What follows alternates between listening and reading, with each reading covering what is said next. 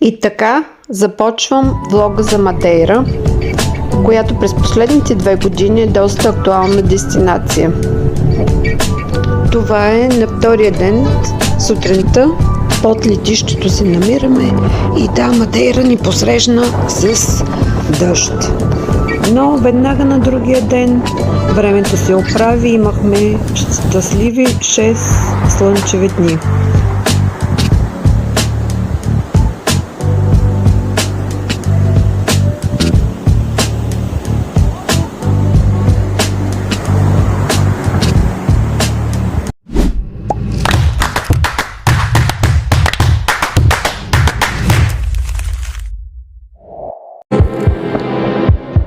Ветрове